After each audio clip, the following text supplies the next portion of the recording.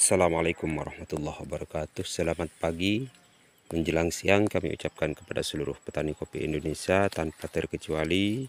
Sebelum menonton channel kami kali ini, sebaiknya jangan lupa di like, komen, dan subscribe bagi channel kami. Bagi yang sudah melakukan subscribe, kami ucapkan banyak-banyak terima kasih. Semoga channel kami ini terus berkembang, bisa menjadi edukasi bagi teman-teman semuanya, sahabat petani kopi seluruh penjuru Indonesia khususnya.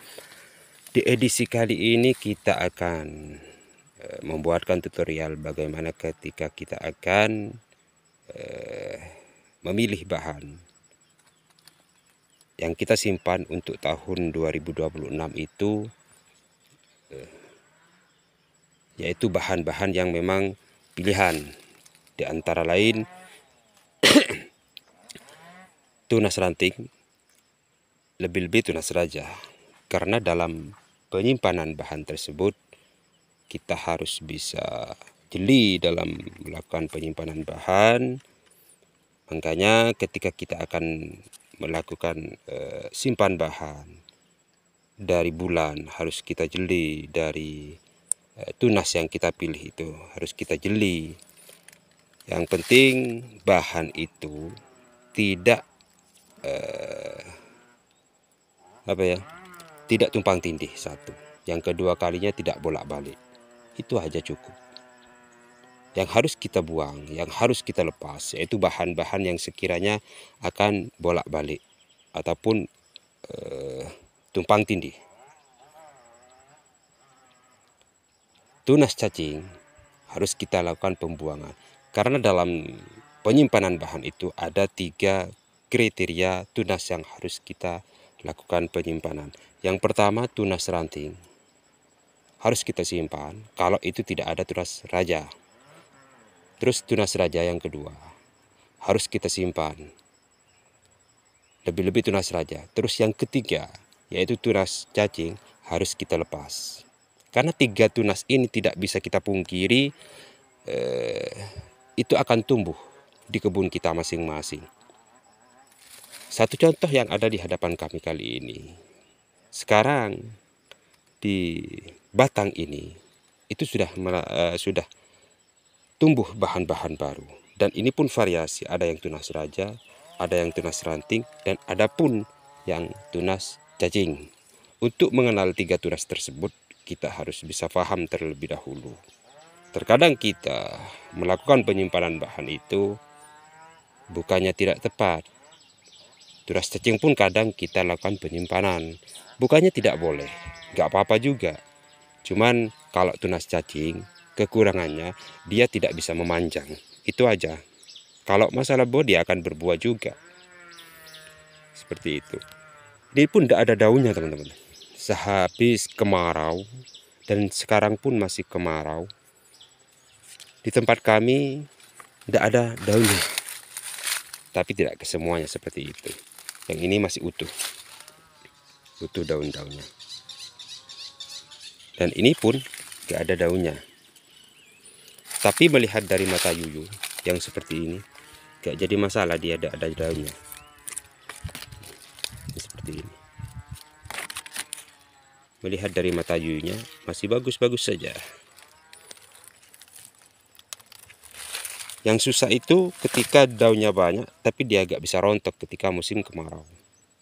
Itu yang terus layu. Itu yang menjadi kendala biasanya. Kembali ke pembahasan tadi. Dari awal titik tumbuh yang seperti ini, kita harus sudah bisa mengenal 3 tunas tersebut. Harus bisa mengenal.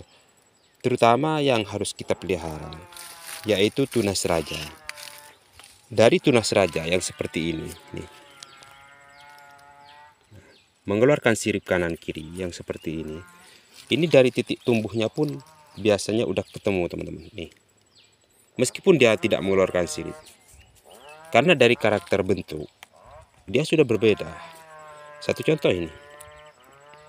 2 ini dalam satu mata tunas ini dia mengeluarkan 3 bahan. Nih. Mengeluarkan 3 bahan, tapi tidak kesemuanya bahan ini raja. Ada yang ada yang tunas ranting. Yang ranting seperti ini. Yang ranting lebih kecil. Kalau yang raja dia lebih besar. Nih. Dari awal titik tumbuhnya dia pun lebih besar. Kalau yang cacing, satu contoh tak kasih contoh ini. Nih, yang seperti ini. Ini cacing.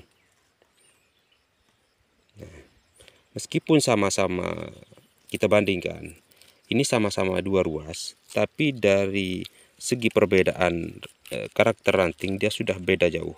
Nih. Ini yang ranting, yang seperti ini. Ciri-ciri tunas ranting dia lebih kecil, terus dia ada pupus lanjutan seperti ini. Ini ranting. Tidak apa-apa kita simpan bahan yang ranting seperti ini. Kalau tunas rajanya tidak ada, kita ambil yang tunas cacing. Seperti apa tunas cacing? Biasanya tunas cacing itu tumbuhnya di sela-sela dompolan ataupun di sela-sela tunas sirip. Itu biasanya. Kita lihat, kita cari terlebih dahulu tunas cacingnya. Nah, seperti ini.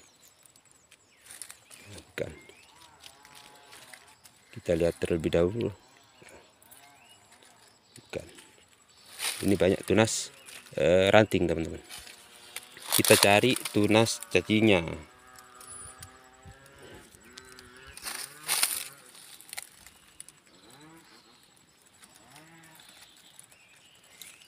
Ini banyak sekali tunas-tunas sekarang tumbuh.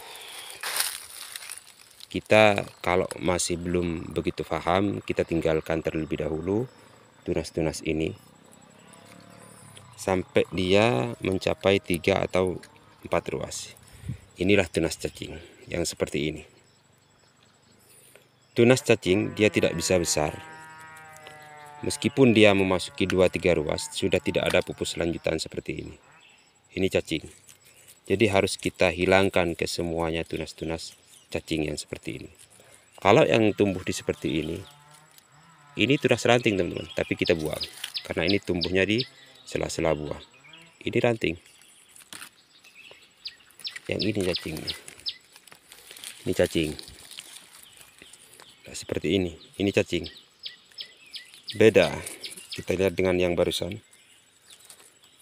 Sama-sama 2 ruas. Nah, ini terlihat jelas. Yang satunya ada pupus lanjutan, yang satunya enggak. Seperti inilah cara membedakannya. Kita buang yang ada di sela-sela buah. Terus bahan yang balik ke sumbu, terutama meskipun ini raja, dari sekarang pun dia sudah ketemu. Yang masih memasuki 1 atau 2 ruas, kita buang yang seperti ini. Ini cara mengenal karakter dari tunas sekaligus sortasi bahan. Terus yang 2 ini kita pelihara ke semuanya, maupun di bawah maupun di atas. Kita biarkan terlebih dahulu tumbuh tunas-tunas baru ini. Yang ini tunas ranting yang seperti ini. Tunas raja lebih besar, lebih kepeng. Yang balik meskipun 2 ruas kita buang. Ini cacing tunas ranting ke semuanya ini. Yang seperti ini, teman-teman. Nih. Dalam 2 mata tunas dia mengeluarkan 2 raja dan 2 tunas ranting. Cara mengenal karakternya seperti ini. Nih. Yang ini pun ranting semua. Kecil dia, teman-teman. Kecil. Nih. Lebih kecil. Kalau ini raja udah positif, dia lebih besar. Yang ini ranting, tapi dia akan tumpang tindih sama bahan yang raja seperti ini. Sebaiknya kita buang. Jadi yang sekiranya akan bolak-balik ke sumbu kita buang. Yang seperti ini bolak-balik semuanya kita buang. Kita buat secerah mungkin di tengah-tengah sini. Seperti inilah tunas-tunas ranting ataupun tunas-tunas raja yang kita buang untuk penyimpanan bahan. Kalau bolak-balik meskipun raja ya kita buang. Beda dengan cara menentukan bahan yang dominan dengan tunas raja seperti ini. Kalau yang seperti ini, yang itu positif raja semua, teman-teman. Ini melihat dari calon mata buah, dari calon buah untuk tahun 2025 nantinya. Mudah-mudahan sesuai dengan harapan kita. Tuh. Ada yang B2, ada yang B1. Terus tunas yang tumbuh di sirip-sirip seperti ini, kalau mempunyai jenis yang dominan dengan tunas raja, sebaiknya kita lakukan pembuangan secepat mungkin yang tumbuh di sirip-sirip seperti ini, teman. Karena ini tunas cacingnya, nah, seperti ini. Nih, kita buang ke semuanya ini. Ya harus telaten memang.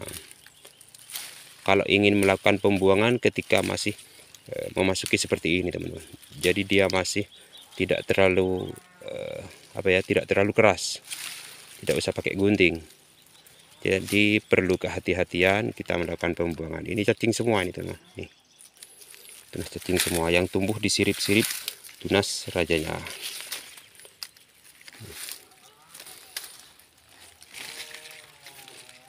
Ini pun calon menuju 2025 nantinya. Jadi bisa dipahami. Jadi bahan yang tumbuh di sirip tunas raja, kita harus lakukan pembuangan secepat mungkin seperti ini.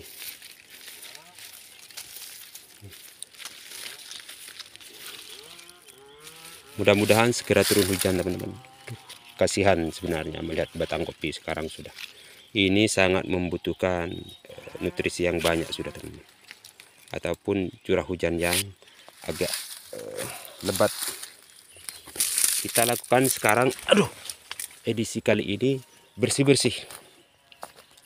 Jadi kita lakukan bersih-bersih seperti ini. Sembari kita menunggu turunnya hujan, kita persiapkan terlebih dahulu, yaitu tempat tempat pupuk. Nih, seperti inilah. Jadi yang ini sampah-sampah kita bersihkan ke semuanya. Kita bersihkan, habis gitu kita lakukan pemupukan kalau sudah turun hujan, teman-teman. Udah beberapa hari ini kita aktivitas melakukan pembersihan di bawah batang kopi, sampah-sampahnya kita bersihkan. Dan ini pun keadaannya sekarang.